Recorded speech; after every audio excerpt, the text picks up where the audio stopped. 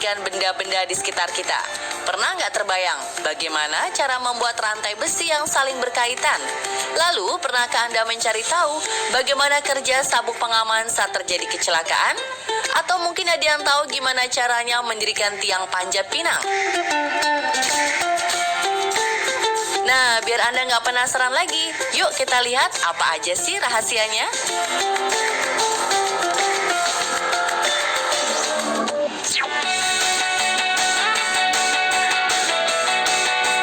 Pemirsa, siapa nih yang setiap perayaan 17-an selalu jadi member tetap peserta lomba panjat pinang di lingkungan rumahnya?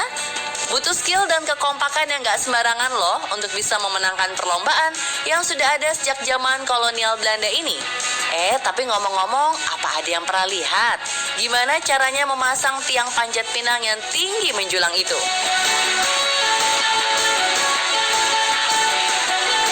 Tidak lebih mudah dari perlombaannya, pemasangan tiang panjat pinang pun sama sulitnya. Tiang dipasang dengan cara ditarik menggunakan tali tambang di beberapa sisinya hingga tiang utama berdiri tegak. Kalau sampai nggak kompak sih, nggak akan bisa berdiri ya pemirsa.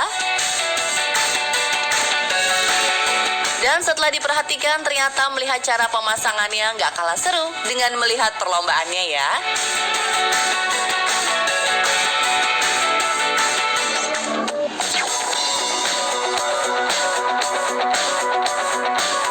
Semua orang sepakat jika sabuk pengaman adalah alat penting menunjang keselamatan saat berkendara. Tapi seperti apa sih cara kerjanya? Nah, Anda beruntung bisa mengetahuinya tanpa perlu terlibat langsung dalam kecelakaan.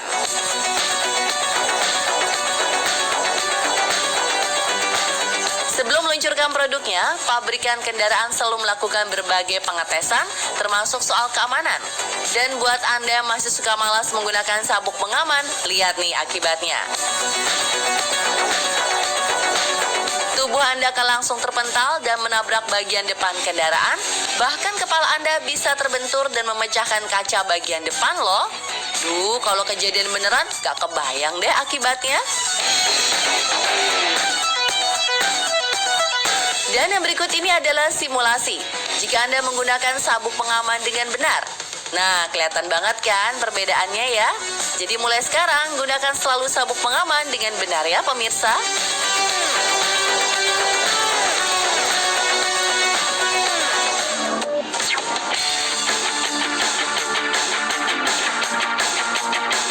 Jangkar sudah digunakan manusia sejak ratusan tahun lalu untuk mempertahankan posisi kapal laut agar tidak terbawa arus.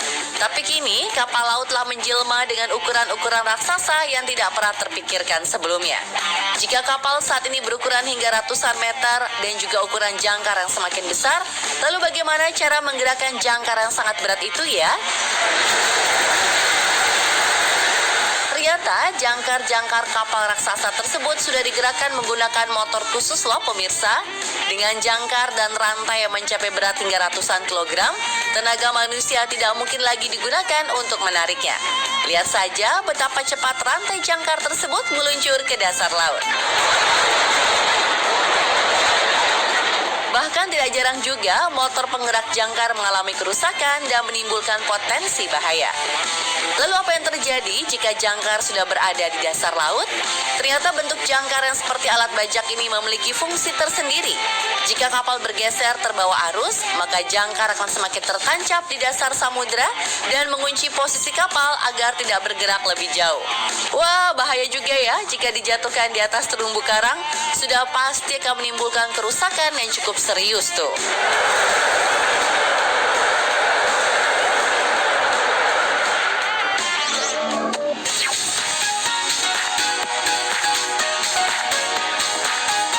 Jangkar sebuah kapal biasanya dikaitkan pada rangkaian rantai sebagai pengikatnya. Dan rantai pun bukanlah hal asing dalam keseharian kita. Banyak di antara kita yang menggunakan rantai sebagai alat pengaman maupun untuk menggantung benda dengan bobot yang berat. Lalu bagaimana ya cara membuat rangkaian rantai yang terdiri dari besi yang begitu kuat?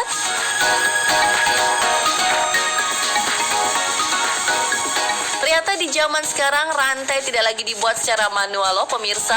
Lihat aja tuh alat pembuat rantai yang mampu bekerja dengan sangat cepat.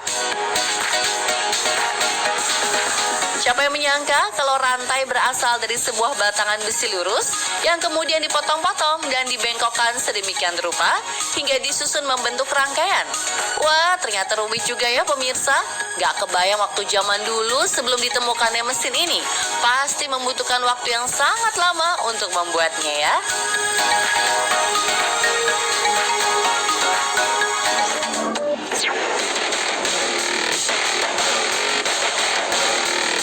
Di beberapa belahan dunia memiliki suhu ekstrim, permukaan laut yang membeku adalah momok menakutkan bagi seorang pelaut.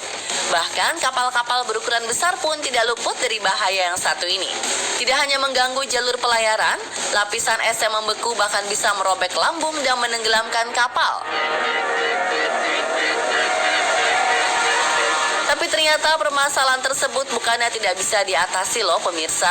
Beberapa negara telah memiliki kapal-kapal berukuran besar yang didesain khusus untuk menghancurkan permukaan laut yang membeku dan membuka jalur pelayaran yang aman.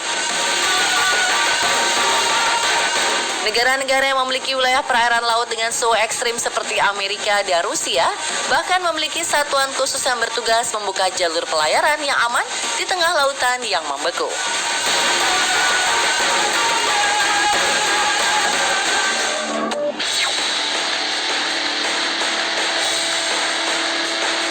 Manusia telah mengenal konstruksi terowongan sejak ribuan tahun lalu lamanya. Pada masa lalu, terowongan adalah sebuah konstruksi yang sangat sulit untuk dibuat, bahkan tidak jarang memakan korban dari para pekerjanya yang terkubur hidup-hidup karena runtuhan tanah. Namun kini dengan teknologi yang dimiliki, terowongan bisa dibuat dengan lebih mudah dan cepat. Lihat saja proses pengeboran terowongan ini. Apa yang Anda lihat ini sering disebut sebagai TMB atau Tunnel Boring Machine yang merupakan pengembangan teknologi penggalian terowongan yang dahulu masih menggunakan pengeboran manual dan bahan peledak.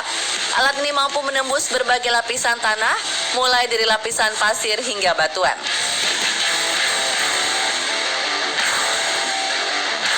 Alat yang dijuluki si tikus tanah ini pertama kali digunakan pada tahun 1945 dan mampu menggali terowongan dengan waktu yang jauh lebih singkat. Selain itu, dinding terowongan juga akan lebih stabil dan aman. Beberapa proyek pembangunan di Indonesia seperti pembuatan jalur MRT juga turut memanfaatkan teknologi yang satu ini. Nah pemirsa, demikianlah beberapa video yang sengaja kami hadirkan untuk mengobati rasa ingin tahu Anda. Semoga tidak penasaran lagi ya.